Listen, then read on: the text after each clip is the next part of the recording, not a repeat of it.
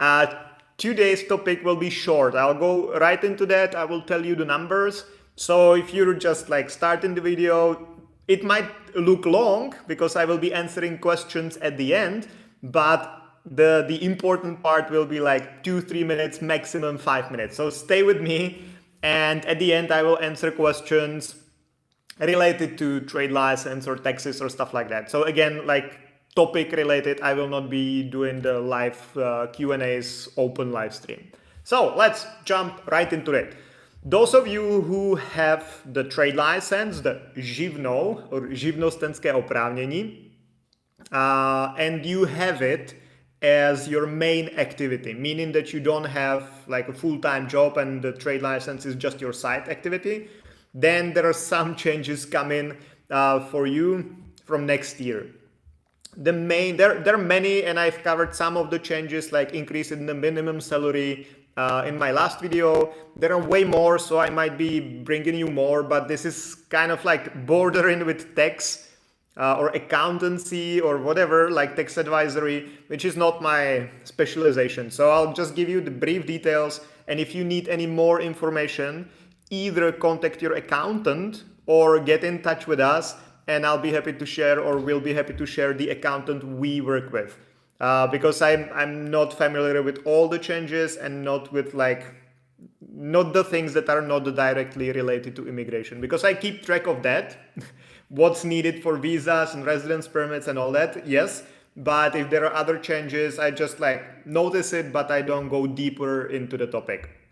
So now, what's changing from the 1st of January 2025 for Zivno holders, trade license holders, OSVČ, self-employed freelancers in the Czech Republic? First thing is, the monthly payments will be increasing. That's the main thing. So I'll go through all the different payments you need to make and what's changing, including the flat tax and all that. So when you're a freelancer, the first thing you need to pay, and basically everyone must pay, is the social security. That's paid on monthly basis, and now the minimum monthly payment is increasing from the 1st of January to 4,759 crowns. So let's say 4,800 crowns a month is the new minimum you have to pay. If this is your first year of the freelancing activity, then the amount is slightly lower. It's 3,399, so let's say 3,400 Czech crowns. But if you've been paying the minimum payments for a year or two, then the new minimum is 4,800, let's say. It will become effective from the 1st of January, so already for January you should increase the payment if it's lower than this. Of course, if your income is high and your monthly deposits are 7,000, then of course you don't lower it, you keep it on the same level as you pay. But if your monthly payments are lower than 4,800, you need to increase it. This will be very important, especially if your residence permit is based on your trade license. So all English teachers or freelance IT workers, everyone who has a trade license, it's related to their immigration status. I will get back to it in a second, but this is important. So if you're paying less than 4,800 from January payment, you have to increase it. Second, that's something most of our clients don't pay, and most Czech people don't pay it either, but it's an option. You can also pay, like, it falls under social security. It's just not like for your pension, but or unemployment support. It would be for your kind of medical condition. If you wanted to get supported, if you get sick, you can add an additional extra payment to your social security payment. I don't really recommend it because it's not really gonna help if something happens, and especially not if you're a foreigner, but there is the option and the minimum increase there as well. But again, I don't probably even know anyone who pays it, maybe like 2 people or something. So yeah. Now, the increase also of monthly payments also applies to the healthcare. So for those of you who pay the healthcare as well, because not everyone has to pay the healthcare. Social Security, yes, everyone on monthly basis, as long as your trade license is your main activity, you have to pay that. The healthcare primarily applies to EU citizens, permanent residence holders, and Americans and a few other nationalities. But if you are already paying the monthly healthcare payments, then the same system, the increase is there as well. So the minimum payment for healthcare from 1st January 2025 will be 3,143 crowns. So let's say 3,200. So again, if you're paying less than that now, from January on, you have to increase that. Okay? Similar changes apply to the flat tax. Flat tax, that's a completely different topic. I'll not go into details there because that's, especially if it's related to your immigration status, don't go there, don't do the flat tax. It only complicates everything for everyone. But if you are an EU citizen or PR holder, or if you are accidentally, unfortunately, registered into the flat tax anyway, there is also one change, one increase, and that's in the first zone. And the increase is to 8,716, so let's say 8,800. The other two zones stay the same, so 16,800, let's say, and 27,200. So that stays the same. But the first zone increased as well, or will increase from the 1st of January. So that's it. That's the increases. Now, how is it related? How is it related to your immigration status or to your residence card? So there are two things, or two parts when it's like related. First, your income. You need to keep in mind how the income is calculated for the ministry. If you need to prove your income, that your monthly income is high enough to get the residence permit for you or your family, then you need to meet some level of income, and that there is a special calculation for that, how the ministry calculates that, and that also includes the social security payments, healthcare payments. So you need to be careful about this in regards to your required monthly income. But ideally, this is something you should discuss with your accountant when they are preparing your tax return. They should keep it in mind.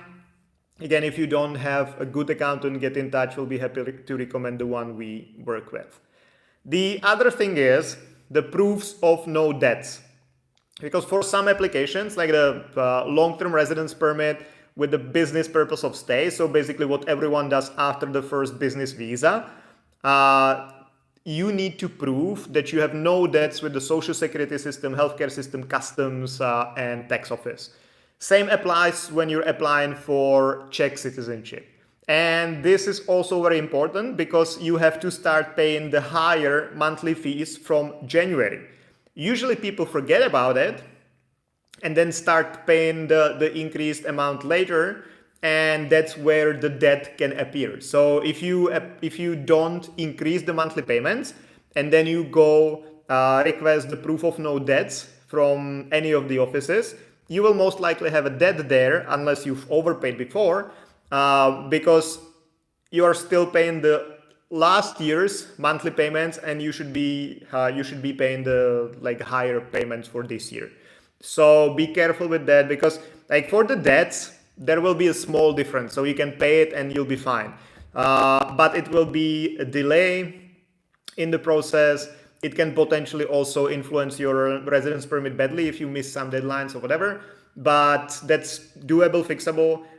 More important is it to keep in mind for proving your income, because that's super important. And that's it. So I'll go through your questions. And there seem to be questions that are related to the topic. So thank you for that, and I'll try to answer it. So Engineer Liban, hello Jan, hello. Like done first, chill time, thank you. Anup, hi bro. Anup work in police department. How are you, bro? I'm good. Nice to see a police officer here as well. Shekar.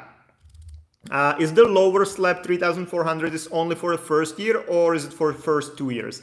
Good question. Honestly, I don't know.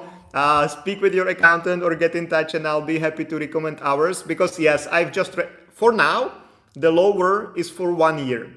But I've also read that the new system will be for the first 2 years.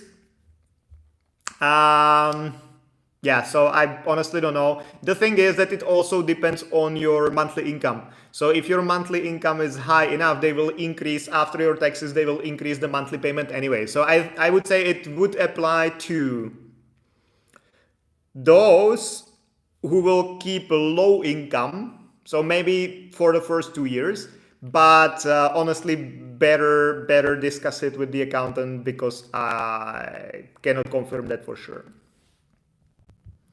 Alex Mia, to znamená, že i paušální daň bude vyšší.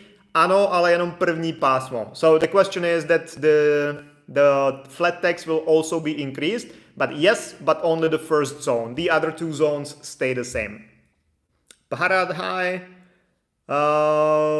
Application for employee card extension. Unfortunately, today is not an open live stream, so I only reply answers related to trade license or these changes I've been talking about. Maybe next week or some other week I'll do again open live stream when I'll be answering all the questions. Similar for Goku, where there is a question about a student visa and Matthew, hi, my employee card was approved. So that's also not related to this topic. So guys, I'll give you 20 seconds if you have any questions about the trade license or the changes. Let me know, I'll be happy to answer that. For all the other questions, you can always get in touch. So just go to some of my older videos. I would say like 6 months back is the safest. There is always a link with the form you can fill in, ask your questions, and we'll be happy to get back to you. But today only questions related to the topic.